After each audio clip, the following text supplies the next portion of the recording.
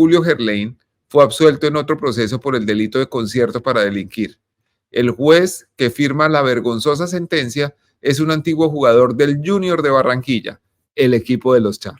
Tatiana, mantén dopada a mi loquita, fue la instrucción de Gerlain revelada por la exfiscal, para mantenerla controlada y así impedir que declarara contra él y contra los hermanos Arturo y Alejandro Char. Se llama Otro Intocable. La exfiscal Tatiana Oliveros estuvo presa en la cárcel del Buen Pastor junto con la exsenadora Aída Merlano. Ella declaró ante la justicia que mientras estaba recluida fue contactada en la prisión por el empresario barranquillero Julio Gerlain, antiguo amante de su compañera de cárcel. El octogenario, según su testimonio, le pagó para que le suministrara narcóticos a Aída Merlano para mantenerla controlada y así impedir que declarara contra él y contra los hermanos Arturo y Alejandro Char. Este último, también amante de Aída y 3 veces alcalde de Barranquilla. Tatiana, mantén dopada a mi loquita, fue la instrucción de Gerlain revelada por la exfiscal. La declaración obra en el proceso contra Julio Gerlain por los delitos de falso testimonio y soborno en actuación penal. El caso busca determinar el ofrecimiento de dineros para impedir que Aída Merlano dijera la verdad. El asunto se toca con el plan de fuga de la exsenadora que según ella tenía como principal propósito impedir que ratificara su versión ante las autoridades judiciales. Ella dice que están implicados Gerlain, 3 miembros de la familia Char y 3 abogados.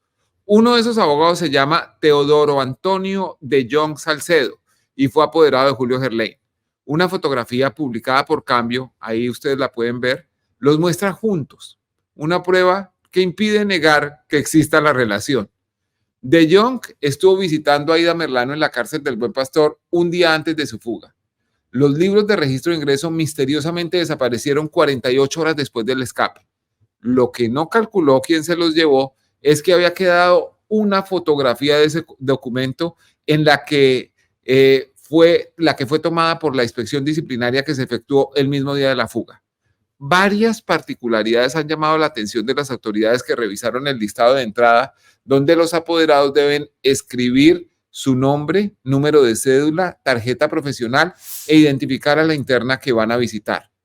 El abogado, profesionalmente conocido como Antonio de Jong, se registró con su primer nombre, Teodoro. Usó una letra difícil de entender en el libro de entrada.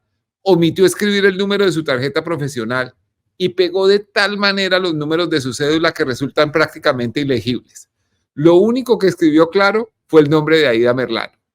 De Jong fue el último visitante que tuvo la exsenadora antes de su fuga. Ella dice que la primera persona que le propuso que se volara fue Diego Muñetón, quien ha sido abogado de Nilce López alias La Gata, de su hijo Jorge Luis Alfonso alias El Gatico y de Guido Nule Marino, el condenado cuñado del alcalde Alex Char. Además de hablarle de la fuga, Muñetón presuntamente le leyó una conmovedora carta de amor de Alex Char en la que le decía que siempre la cuidaría y le pedía seguir las instrucciones del abogado. Después, Muñetón destruyó la carta e inició una videollamada en la que supuestamente puso a hablar a Aída con el hijo de Julio Gerlain, con Fuad Char, su hijo Alex y un cuarto hombre conocido apenas como Salvador, quien fue el encargado de ejecutar el plan de escape. Las visitas de Muñetón a Aída Merlano 2 semanas antes de la fuga también están registradas en los libros de ingreso a la cárcel de mujeres que desaparecieron, pero cuyas copias pudo recuperar la fiscalía. Ahí pueden ver el registro. Con estas y otras pruebas, el fiscal Daniel Hernández pidió 3 veces citar la audiencia para formular imputación y dictar medida de aseguramiento contra Gerlain y sus presuntos compinches. La primera fue en octubre del año pasado. Lamentablemente no se pudo hacer porque el empresario y su abogado Jaime Lombana entraron a un vínculo equivocado. La segunda se canceló por solicitud del representante de víctimas y la tercera debería haber ocurrido el mes pasado, pero el fiscal del caso fue trasladado. De momento, el proceso no tiene fiscal asignado. El que llegue tendrá que pedir plazo para conocer el expediente. Mientras tanto, el reloj de la impunidad seguirá corriendo a favor de Gerlain, como suele suceder en Colombia cuando los implicados son poderosos. La columna tiene una postdata que es del mismo tema, pero sobre otro aspecto. La semana pasada, a pesar de las evidencias, Julio Gerlain fue absuelto en otro proceso por el delito de concierto para delinquir. El juez que firma la vergonzosa sentencia es un antiguo jugador del Junior de Barranquilla, el equipo de los Char. Esa es la... Sí, le estaba diciendo yo a Daniel Coronel hoy por la mañana que pues la participación de Gerlain en la vida de Aida Merlano también trasciende como el tema electoral y como él la empleó y todo eso, sino pues que fue un caso de explotación sexual. Ella misma lo ha narrado, la conoció cuando era menor de edad y entonces le empezó a decir que venga para acá, mijita, era ya un señor grande. Y le llevaba 40 añitos. Nada más 40 añitos. Qué horror. O sea, ella tenía 16 y él tenía 56. Sí. Qué horror. Sí. ¿Hay algún proceso? En fin, ya lo liberaron del que le estaba acosando en ese momento a Gerlain. Pero ¿hay algún proceso que esté vivo y que pudiera aplicar una mínima justicia con este señor?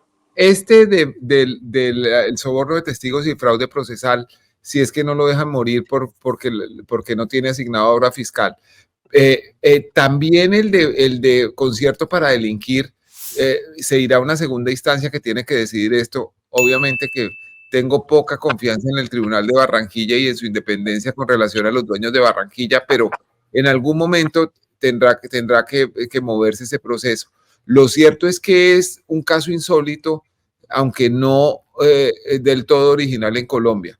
Este es el primer concierto para delinquir en donde la condenada se concertó sola. Entonces, es un concierto de una solista, así como el Gis Medina en algún momento se autosobornó, porque estaba castigada la sobornada, pero no el sobornador.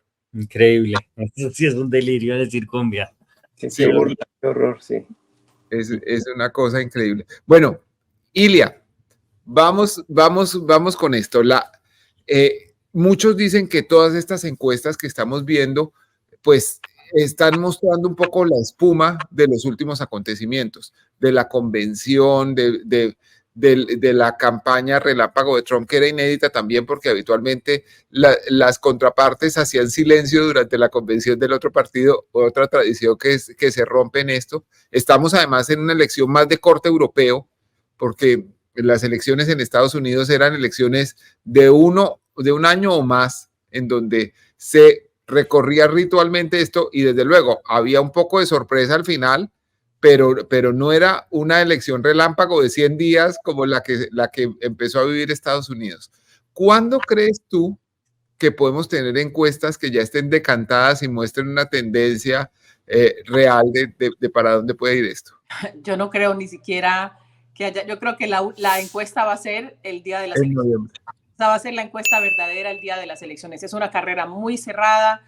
En una semana nos vamos a empezar a concentrar muchísimo más en lo que pase en los estados péndulo, en Michigan, Pensilvania, Wisconsin, Georgia, Arizona y también Carolina del Norte. Así que yo realmente no creo que ninguna encuesta diga absolutamente la verdad de lo que va a pasar. Yo creo que la verdad se va a saber el día de las elecciones, en una carrera muy, muy, muy cerrada por esos 270 votos electorales.